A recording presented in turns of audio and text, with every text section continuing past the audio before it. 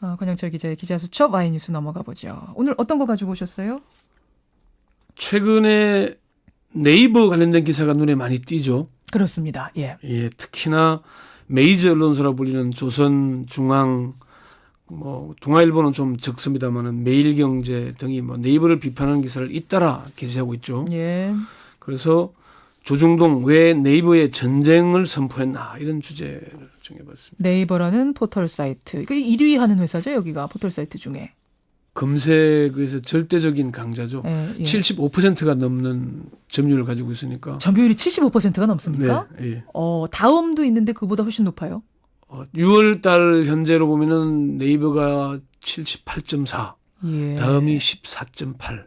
그렇게 차이가 나는군요. 두 군데가 거의 93%를 차지하니까 예. 우리나라의 검색 시장, 인터넷 시장을 거의 장악하고 있다고 봐도 되죠. 그런 포털 사이트 네이버에 대해서 조중동은 왜 전쟁을 선포했나? 그러니까 비판 기사를 지금 연일 쏟아내고 있는 거죠.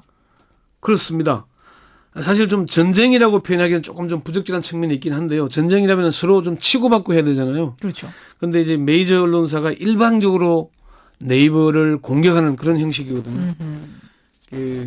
조선일보와 중앙일보가 가장 적극적이고 매일경제가 비슷한 수준을 맞추고 있습니다. 네. 동아일보와 한국경제도 네이버 공격에 앞장서 있지만은 조중매보다는 조금 약한 편이긴 하고요.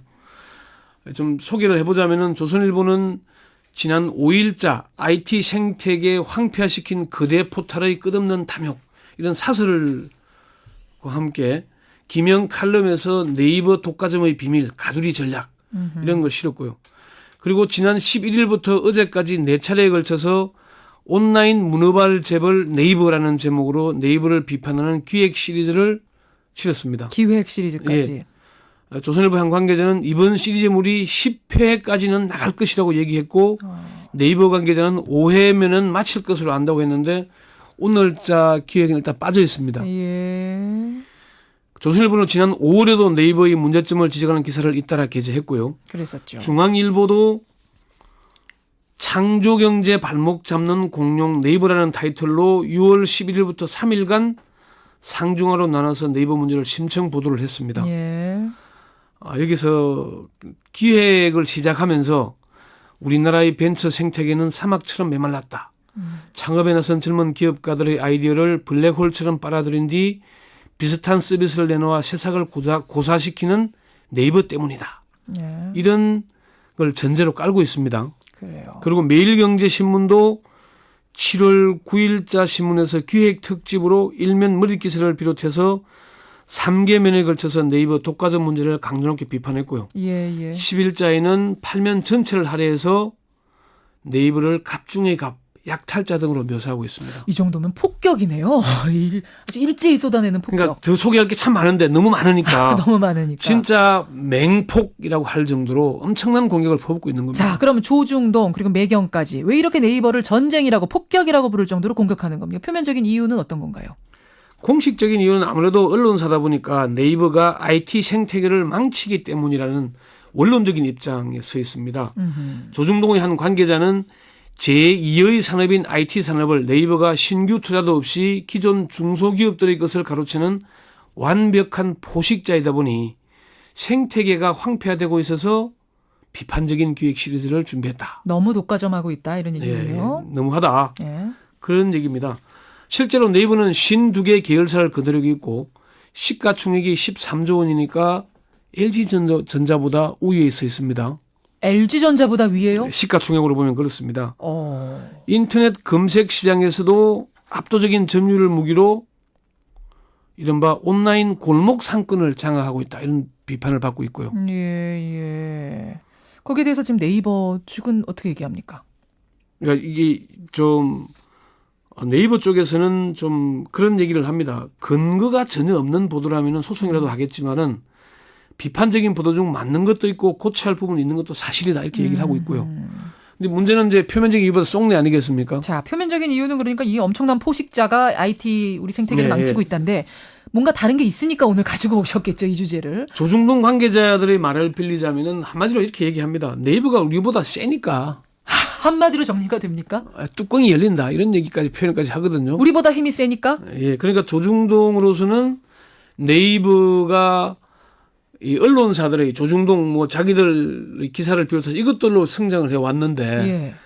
지금 네이버 매출이 어느 정도인지 아십니까? 지난해 매출이 2조 4천억 정도 됐거든요. 매출이요? 예. 2조요? 예, 2조 4천억인데 35개 주요 신문사의 전체 매출이 2조 4천억을 조금 넘습니다. 신문사 다 합쳐도 종이신문사. 35개를 합쳐서.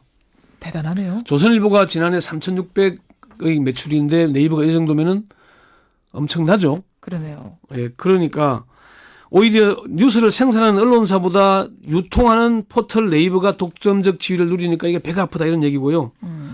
그래서 사실 네이버 영향력이 세다는 거는 조중동이 이렇게 힘을 합쳐서 공격하는 것만 봐도 알 수 있지 않겠습니까? 그렇게 반증하는 되기도 거죠. 하죠. 예.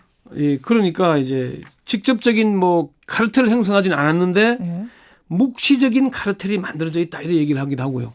예. 정치적 이해관계도 사실 있습니다. 정치적인 이해관계 뭔가요? 2008년에 조중동이 다음 촛불 전국 때 포털 사이트 다음에 뉴스 공급을 중단했죠. 이게 정치적인 고려를 한 거죠. 지난해 7월에 조중동이 네이버 탈퇴를 무기로 뉴스캐스트를 변경할 것을 요구를 합니다. 그러니까 바로 조선일보, 중앙일보 이렇게 언론사로 들어가서 볼 수 있도록 방식을 바꾸는 거 그게 말씀하시는 이제 거죠? 뉴스 스탠드로 바뀐 거죠. 예. 이제 그게 실제 그렇게 하기도 했습니다. 이건 정치적인 예. 의도가 깔고 있는 거죠. 그렇군요. 그러면 이제 한마디로 얘기하자면 네이버의 영향력이 조중동, 종이신문들보다 우위에 있다는 점 이렇게 되는 거네요. 여론을 보면은 당연히 그렇게 되겠죠. 이거를 뭐 계량화해서 따지기는 좀 쉽지 않겠지만 그런 점들이 분명히 있습니다. 어쨌건 조중동이 네이버는 슈퍼갑보다 힘이 센 울트라갑이라고 할 정도로 사설에까지 쓸 정도니까 엄청나게 세다고 해야 되겠죠. 이렇게 폭격 퍼붓는데 네이버는 그냥 가만히 계속 있는 입장인가요? 공식적으로는 바짝 엎드려 있습니다. 아. 네이버 홍보팀 관계자는 네이버는 언론사들의 보도 중 고쳐야 할 부분이 있는지 스스로를 돌아보는 중이라고 얘기를 했고요. 핵심 관계자는 언론사를 적으로 돌려서 싸고 싶은 생각은 없다라고 얘기를 합니다. 예. 일단 바짝 엎드려 있다는 얘기죠. 다만 속이 편한 건 아니겠죠. 그러네요. 네이버를 때린다고 해결책이 나오냐. 네이버 신문사와 네이버는 광고주가 다르다. 오히려 인터넷에 대한 규제를 하게 될 경우에 세계적인 경쟁력만 저하될 것이다. 이런 얘기를 하고 있습니다. 예. 이 전쟁 결과 그럼 어떻게 될 것 같으세요? 쉽게 해결될 것 같지는 않고요. 우리가 좀 더 싸움을 지켜봐야 되겠죠. 예. 여기까지 오늘 듣겠습니다. 권영철 선임 기자 수고하셨습니다. 네, 수고했습니다.